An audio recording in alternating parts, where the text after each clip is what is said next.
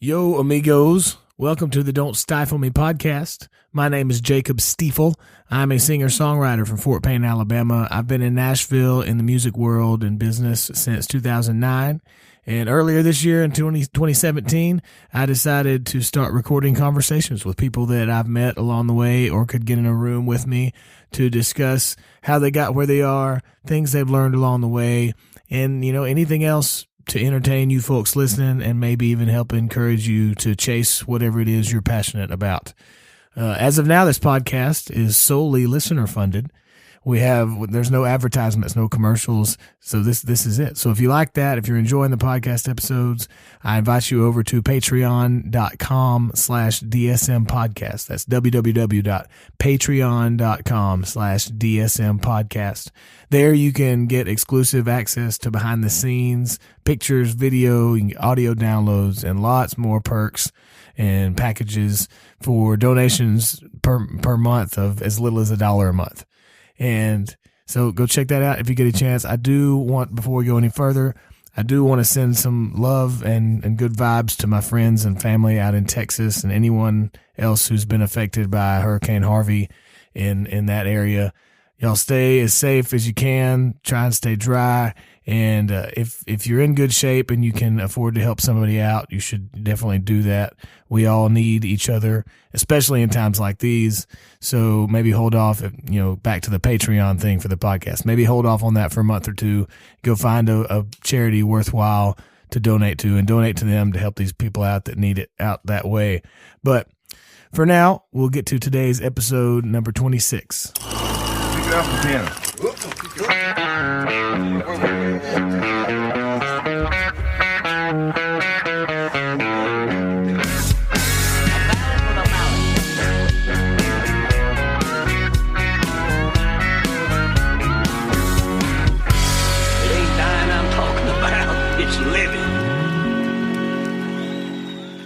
In the office with me today, on the mic across the table, my buddy, Mr. Chris Canterbury. Chris is a singer-songwriter here in Nashville. He's got a new CD out called Refinery Town. You should check that out.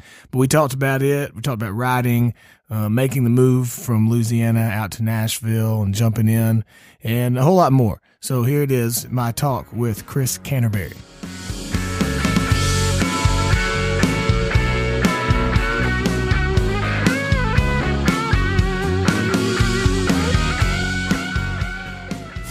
How's the coffee? It's great. Is it great? Yep. Mine's pretty good too. So where are you from?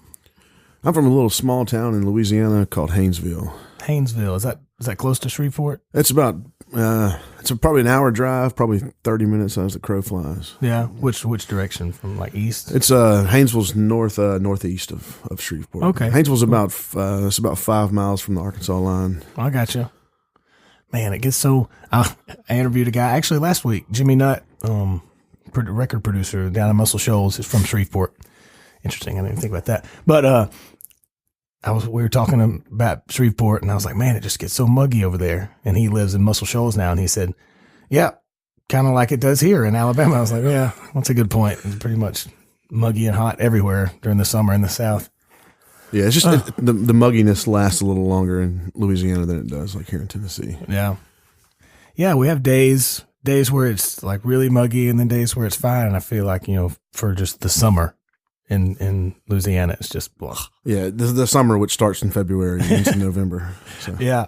So you born and raised there? Born and raised, yep. I lived there my whole life until I moved to Tennessee 4 years ago. So cool. When did you start playing music? I learned how to play guitar when I was in college, actually. Yeah. I was like 19. Where'd you go to college? I went to Louisiana Tech. Nice. So that was the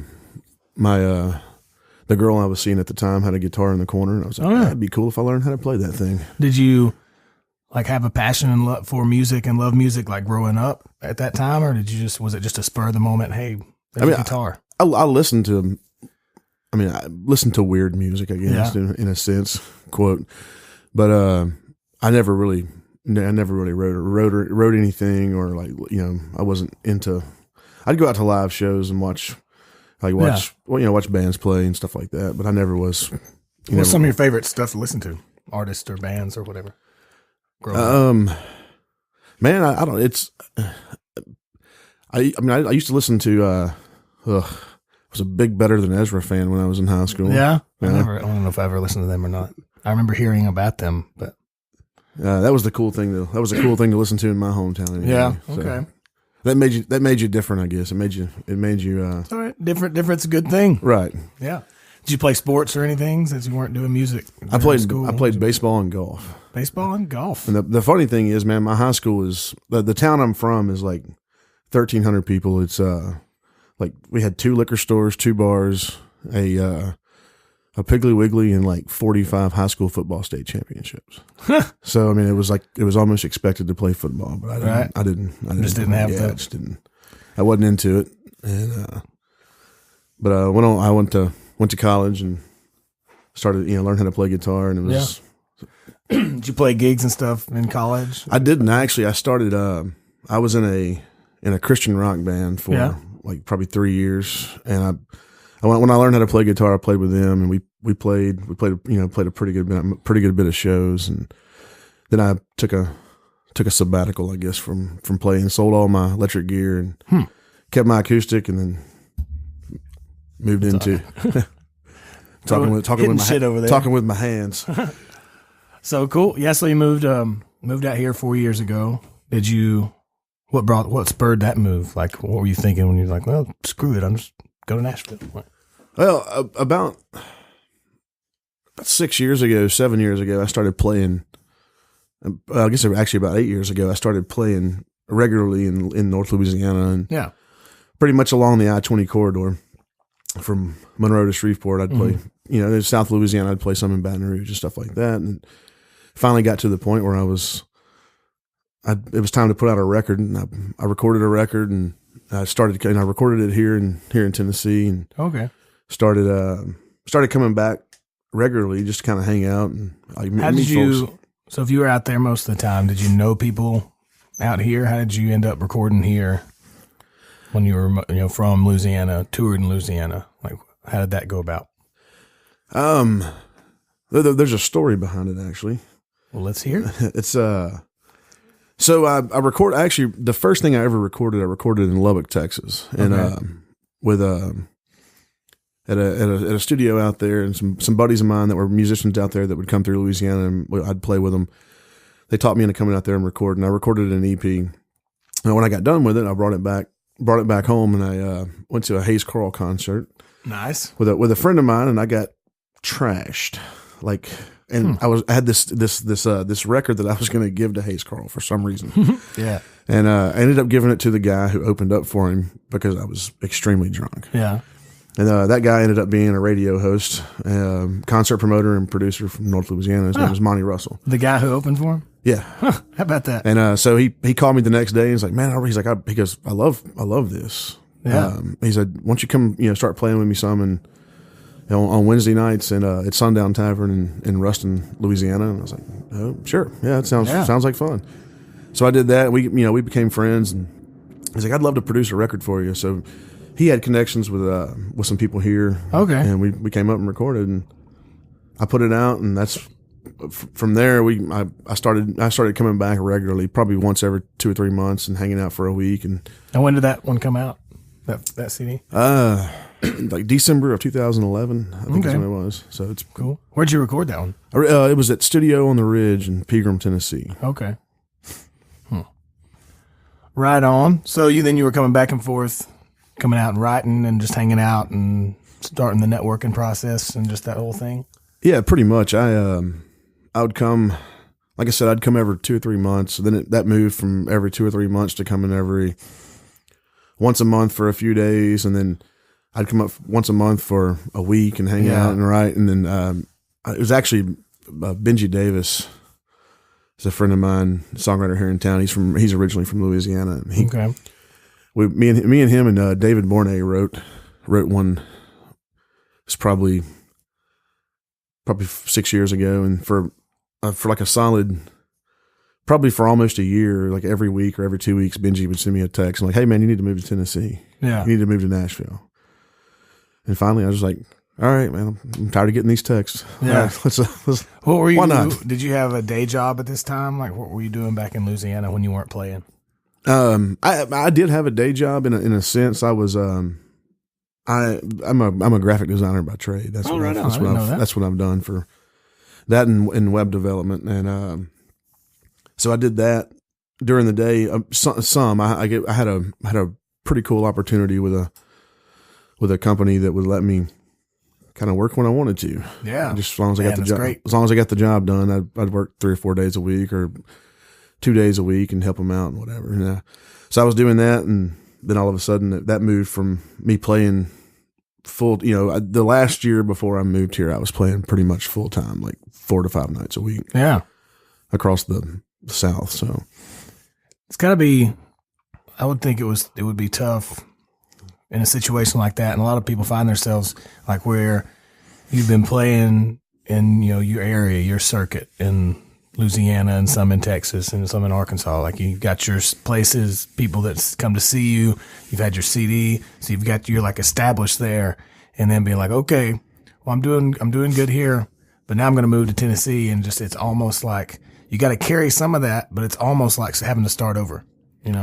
It's the absolute worst idea financially to ever. Right. It's to go from making a lot of money in cash, throughout the year to to almost soup to soup kitchen level level pay. So, but it was definitely something that needed to happen. So did you know that? Like you were playing all the time, so I mean, clearly you knew you loved it and you were enjoying it. Like, did you know? Okay, this is what I want to do. Like, is that when you made the decision? Like, this is going to be my life, so I need to go where it's going on. Yeah, pretty much. I mean, I feel like that's probably what everybody goes. Everybody that's in that in this market goes through.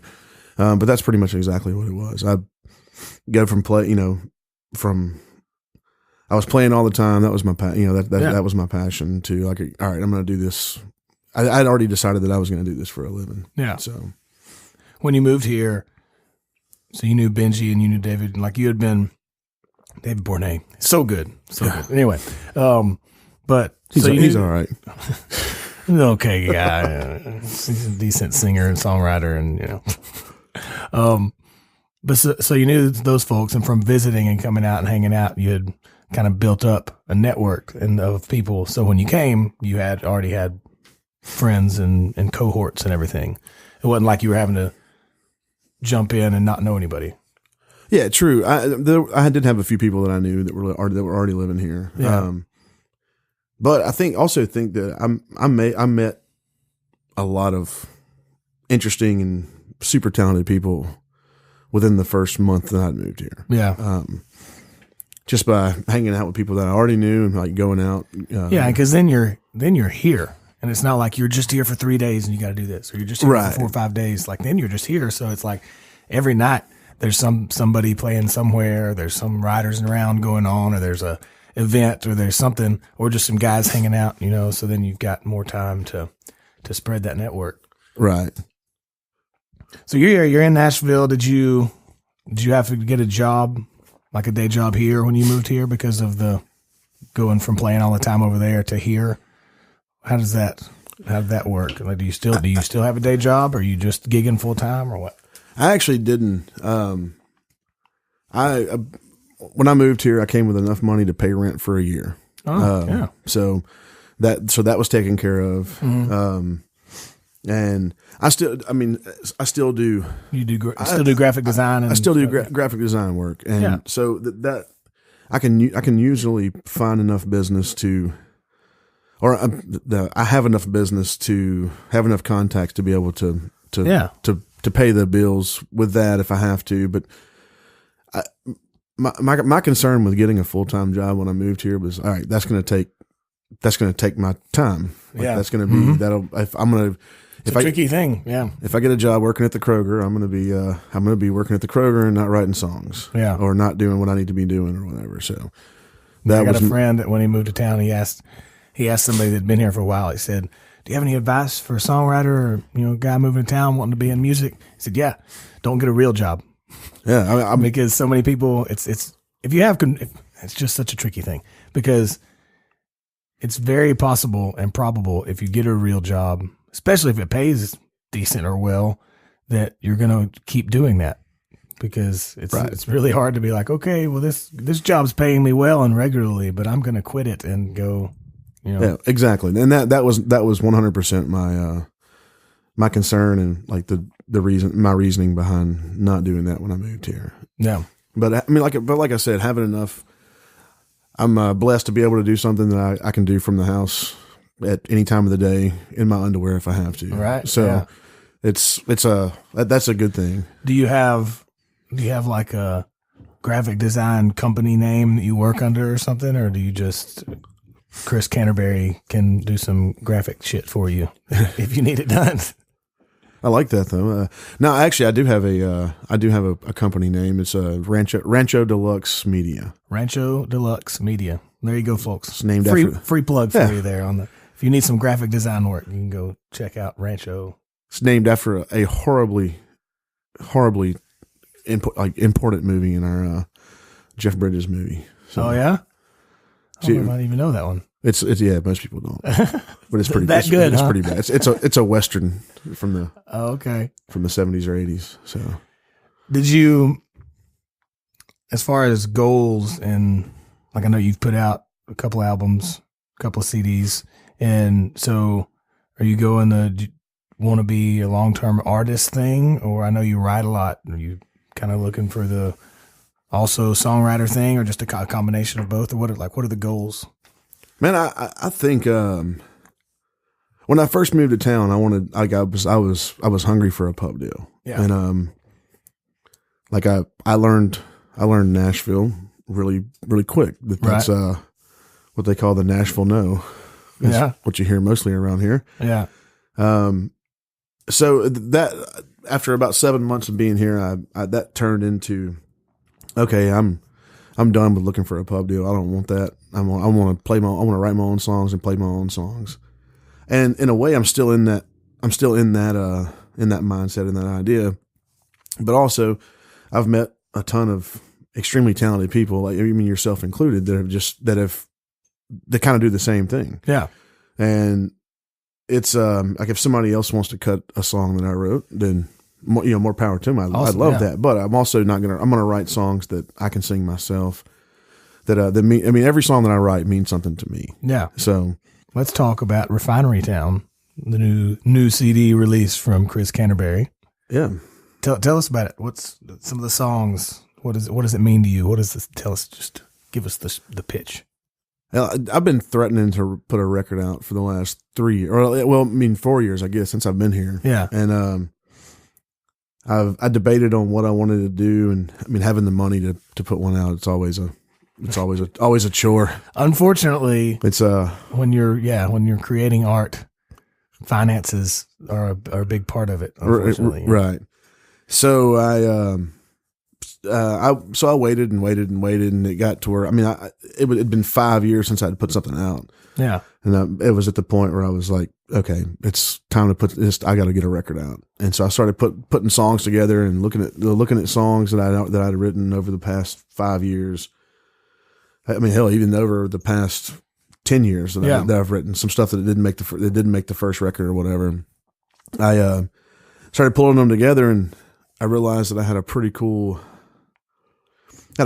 theme that was basically it was songs that had a deep personal meaning to me. Yeah. Everything on the record is either something that's happened or based on a story of something that's happened, or is a complete fabrication of an idea of something that has happened to me. So, yeah. And I wrote I had 7 songs I think for it picked out in January of this year, or December of last year. And I was going through what exactly I wanted to record, and then 2 other songs popped up. 3 other songs came through, and one of those being Refinery Town. I wrote it with Blue Foley. Oh yeah. Basically, I drove through. My grandfather was from Big Spring, Texas, and it was the Cosden gas refinery was there, and I remember going there when I was little, and then it was cool. Like it was this neat place that this neat town in West Texas. Yeah. And then the refinery had an explosion a couple of years ago, and it's kind of like dwindled down. And then I drove through there. I went out west and played year before last. And when I was driving back to Nashville, I drove through Big Spring and stayed at night, and it was like it was bad. Yeah. Like it was just it was. I mean, it might have been the same from when I was there when I was younger, but it just had a different. I had a different view of it when I had a matured view of it. Yeah, I can see that when I came back through, and that was the basis for the song Refinery Town. And once, I mean, I feel like me and Blue nailed what I was looking for. Yeah, in the song, and I had to go on there, and it ultimately got the title track. It is a country CD. I'm listening to it this morning, and it's. I mean, I listened to it before that, but I went back and re-listened to it this morning, and it's just good stuff. It's just good. If you like listening out there, people, if you like just country music, steel guitars and meaningful words, you got to go check it out. I think it looked like on the download thing that Back to You is the most downloaded or the most. I think so. Most popular one. I think that is. Yeah, like that's a good one. And Black Jesus, I love that song. It's a Channing Wilson, Patrick Davis song. Yeah, I've heard Channing sing it several times. I chose it that one. I mean, I was debating on putting a cover on there, and I like to put a cover on every. Yeah, I was going to ask if you wrote or co-wrote most of the songs on there. Everything right? I wrote or co-wrote everything on there except for Black Jesus. Yeah, okay. I chose Black Jesus because I worked at a liquor store when I first started playing music. I worked there for about 7 years, and it was there was this one guy that came through that was when I heard the song the first time. I'm like, man, that's that guy. That's him. That's well, it's so true. I mean, that song, y'all need to go listen to the song first off, people. But just go ahead and download the whole CD. That's what you need to do. But that song is so true because we're all so alike. I mean, we all want generally the same things. The only thing that's different is just how top level of how we look at things. But other than that, you get below that, we're just people. Ultimately, we're all here for the same reason. Yeah. All of us. So what, do you have a favorite song on the CD? I do. I think Back to You is probably my favorite song on there. But maybe it's because it's the most personal. Yeah. It's the first song I wrote when I moved to town. I'd been here for like 2 weeks. I sat in a write for 5 hours and didn't get anything. Left the write. I got on interstate heading back into town because I was writing up around Franklin, Kentucky. Yeah. And by the time I got back to Nashville, the whole thing, like I was racing to get home, and so just on the drive, like it just kind of came to you. Wow, that's cool. So I was racing to get home, and I got to get in the house and write it down because I'd been driving the whole time. But that's probably my favorite one on there, just for that reason and the fact that it has a lot of meaning to me. Yeah. Did you, when you left Louisiana, did you what was like your personal life going on? Did you have like a relationship, a girl that you had to like leave, and then, or some of these songs like about personal things without going into too much detail? I don't want to call out anybody out there listening if she's listening. Not really. There was, I left family back home. Yeah. I left, and I didn't tell anybody that I was moving until a few days before I moved. I didn't. It was like I kept it to myself because honestly, I didn't know if I was moving or not until a few days before I moved. Yeah. Well, from personal experience, like when I'm writing, sometimes it is about an actual girl, or it is about like what the song's about. But the cool thing about writing and creating art is using your artistic license to, like, maybe you're talking about your home, or maybe you're talking about the house where you grew up, or your family, or your whatever.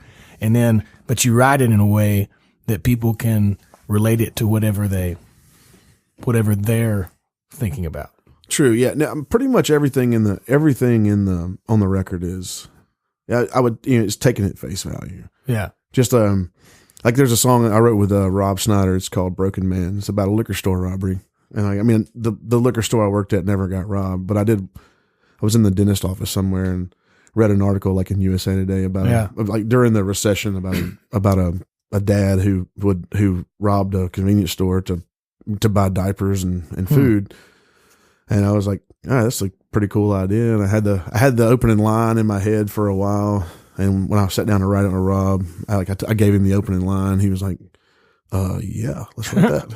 Yeah, let's do that. And so that was stuff like that. Pretty much everything on there, it's pretty straightforward. I mean, if it seems like it was written about a girl, then it was probably written about a girl. Okay. If it was written about my grandpa, it was written about, it's not, I didn't take any, I didn't take too much creative license with that. So it's always interesting to me hearing when people listen to your songs and music to, like, as a songwriter, before I tell them what I wrote it about, I like to ask, like, what'd you get out of this song? Like, what's your take on it? And it's inevitably, it's a little different than how I meant it. And it may be a line that I feel like is a straightforward line. Like, this is just exactly what I meant, but they just took it just a little bit different. And it's just interesting how I like that though. Yeah. I like that a lot. Sometimes. Yeah. Well, so what's going on coming up? You playing a lot of shows for? I don't really have a lot on the books. I'm still working out a schedule for late October. Yeah, pretty much for late fall and stuff. I do every year. For this would be the 9th or 10th year. I think it's maybe the 10th year. I do a Christmas show back home called the White Trash Christmas Bash. Nice. It's like me and some friends. We get together. We have we play. It started out playing original music, but now we just play a bunch of covers that we like or play whatever songs we want to play. Fun. Yeah, just have fun. That's it's always on the 23rd of December. It's like, so it's always a fun time. It's something I've been doing for the last, I guess, almost 10 years. Cool. So, but other than that, I mean, I got an Ohio and Kentucky run to do here in end of September and some stuff in late October. So, but I'm still trying to fill out the schedule. I gotcha. Is there a website where people could go and maybe order the CD or a shirt or go see where you're going to be playing and maybe come to a show? Do you have one of those? Well, I'm glad you asked that question, Jacob. ChrisCanterburymusic.com. And that's Canterbury, like the Canterbury Tales. Haven't heard that one before. Are you like Twitter, Instagram, all those things? Yeah, I'm on all the social media outlets. The Facebook, Twitter. You strike me as a big Snapchatter. You do like the filters with the little bunny rabbit ears and carrots and stuff. Actually, I just discovered the filters the other day. Really? The one that changes. It's just weird to me. It's just weird. I can't get used to it. I do have a Snapchat also. I think my Twitter and Snapchat are both Canterbury, like at Canterbury Tunes. Okay. And my Instagram's like just at Chris Canterbury. I'm fairly easy to find if you can spell my last name. There you go. Well, right on, man. I want to get you to play and sing a song for us here in just a minute, and then I'm gonna play along because I like to play music, so I'm gonna play with you. But before we do that, do you have? If you could go back in time to you at 18 years old, what advice would you give yourself? All right, so let's say two regrets in life. Okay. Number one, like I would tell myself to quit smoking cigarettes. To quit smoking. Yes. Okay. To quit. Number two, I would tell myself, like, do not pick up a left-handed guitar. Learn to play right-handed. I was going to ask you about that. So Chris is left-handed, and what was harder is the most difficult thing about that finding the instrument, finding the left-handed guitars, or is it actually harder to learn left-handed? Well, I think it's probably. I learned left-handed initially, so it's probably the same as learning how to play right-handed. Finding left-handed guitars is not that hard. Affording left-handed guitars is pretty hard sometimes. I actually got mine. I have a Gibson Southern Jumbo, true vintage that I got from Southpaw Guitars in Houston, Texas, back in 2011. And I drove down. I knew that they were a left-handed guitar store, so I drove down for the intention of buying a guitar that day, and I played them, and like I found a J45 and the Southern Jumbo that I liked, and they gave me a good deal on the Southern Jumbo, so I bought it, and like to save like me the sales tax, they shipped it to Louisiana. Okay, so, like, out of state. Yeah, right. So it was, I got a good deal on it, and I got to play it first, and that was But in hindsight, if you had learned, if I'd have learned right-handed, it would probably save me $1,100 on that guitar. So, gotcha. And like you can't really, but the good thing about playing left-handed guitar is if you don't want to play somewhere, when you show up, but they can't get you on stage to come play, or somebody can't pick up your guitar and play it. It's a good point. That's the only two good things. That and the fact that when you're on stage with the lefty, people notice it. So you notice the guitar. Yeah, that's a good point. Well, cool. We're going to get set up and let you play, but thanks for coming and talking, man. Yeah, man, I enjoyed it.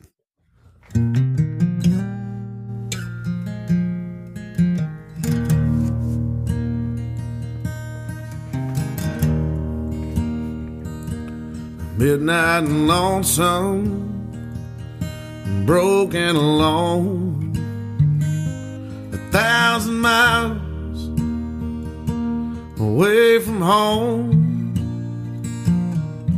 in a motel room with an empty view.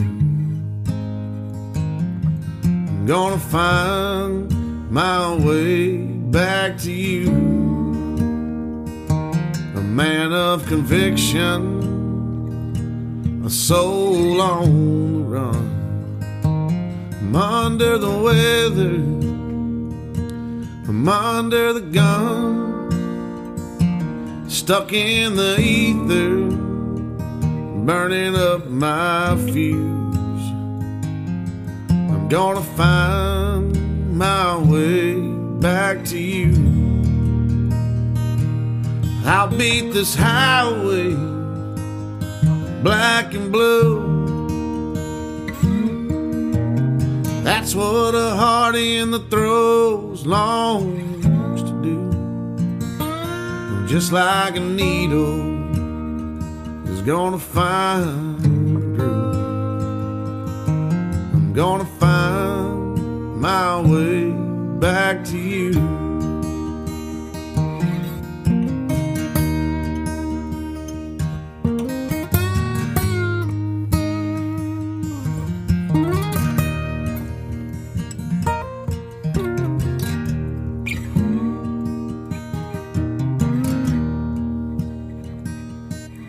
Sunday morning, sneaking in. The sunrise seems like my only friend. As I leave Louisiana in my rear view, I'm gonna find my way back to you. I'll beat this highway black and blue. That's what a heart in the throes longs to do. Just like a needle is gonna find the groove. I'm gonna find my way back to you. I'm gonna find my way back to you.